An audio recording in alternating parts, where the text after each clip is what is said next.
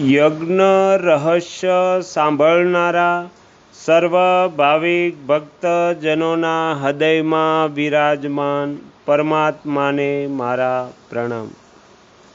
આગળ આપણે યજ્ઞ રહસ્યનો પ્રથમ ભાગ સાંભળેલો, જેમાં આપણે સાંભળેલું કે યજ્ઞ શા માટે.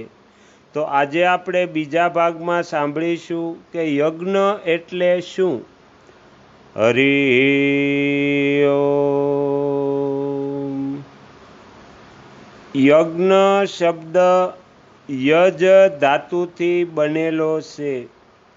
યજ ધાતુને નડ પ્રત્યય લગાડવાથી યજ્ઞ શબ્દ બને છે.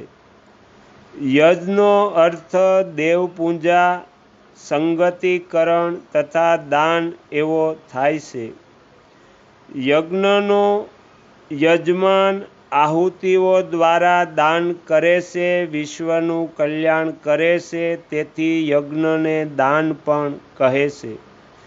યજ્ઞ કરવાવાળો અગ્નિ, વાયુ, પૃથ્વી વગેરે દેવતાઓનો સત્કાર કરે છે, તેનો સદઉપયોગ કરે છે, સર્વધન કરે છે, તે દેવપૂજા કહેવાય છે. જે કર્મમાં પરમેશ્વરનું પૂજન, વિદ્વાનોને સત્કાર અને હવિ વગેરેનું દાન થાય છે, તેને યજ્ઞ કહે છે. યજ્ઞને અધ્યવર પણ કહે છે, જેનો અર્થ હિંસા રહિત કર્મ એવો થાય છે. તથા યજ્ઞમાં કોઈ પણ પ્રકારની હત્યા, બલિ ચડાવવાનો ઉલ્લેખ વેદોમાં નથી. યજ્ઞને હવિ પણ કહેવામાં આવે છે. હવિનો અર્થ વિષ દૂર કરવાવાળો એવો થાય છે.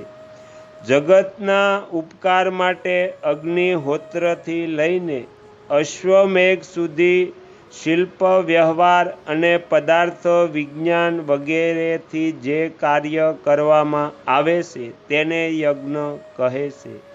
યજ્ઞ શબ્દનો અર્થ છે દેવપૂજા, સંગતિકરણ અને દાન.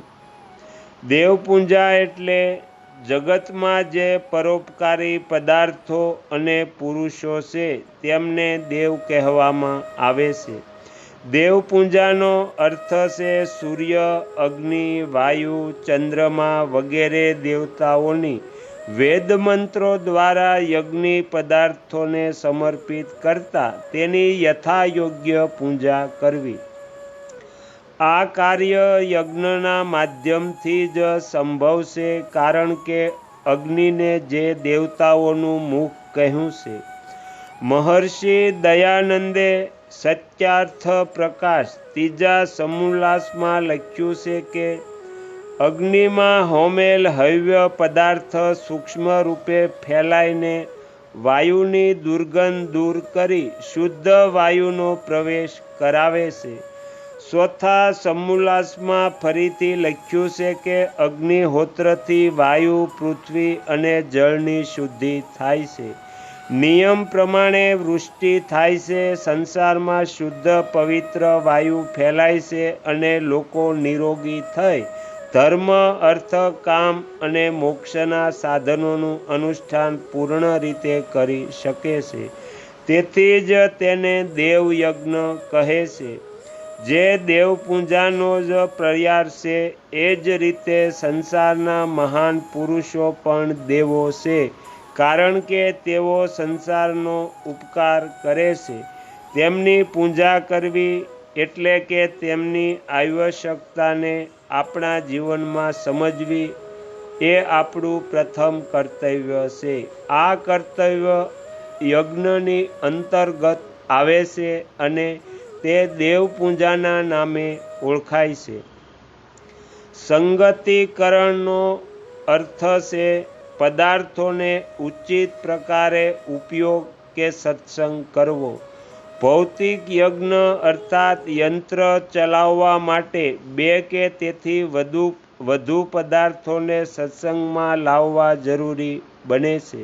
દાખલા તરીકે આગ અને પાણીને સત્સંગમાં લાવવાથી વરાળ બને છે, તે યંત્ર ચલાવવા માટે વપરાય છે. આ કાર્ય સંગતિકરણના નામે ઓળખાય છે. આ જ રીતે જ્ઞાન પ્રાપ્તિ, પારિવારિક પ્રેમ, સંગઠન, વ્યવસાય વગેરે કાર્યો માટે પણ 2 કે તેથી વધુ વ્યક્તિઓનો સંગત સત્સંગમાં લાવવા પડે છે. આ જ સંગતિકરણ છે. યાજ્ઞિક દ્રષ્ટિથી જોઈએ તો યજ્ઞમાં કઈ ઔષધિવાળી સામગ્રીનો કઈ ઋતુમાં ઉપયોગ કરવો જેનાથી રોગ નિવારણ થઈ શકે. યજ્ઞમાં શુદ્ધ મંત્રો ઉચ્ચારણની સાથે હવ્ય પદાર્થ અને વન ઔષધિઓ વગેરે હોમવામાં આવે છે. તે સૂક્ષ્મ થઈને ધ્વનિના તરંગો સાથે સંગતિ કરીને એક વિશેષ ઉર્જા ફેલાવે છે, જે આસપાસના વાતાવરણમાં ફેલાઈને નુકસાનકારક ઉર્જાને નિષ્ક્રિય કરી લાભકારક ઉર્જાની અભિવૃદ્ધિ કરે છે, જેનો પ્રભાવ વૃક્ષ, વનસ્પતિઓ અને મનુષ્ય, જીવ, જંતુ, પ્રાણીઓ ઉપર પડે છે. યજ્ઞ પદાર્થોનું અગ્નિની સાથે સંગતિકરણ થઈ સૂક્ષ્મ રૂપે અનેક ગણું પ્રાપ્ત થાય છે.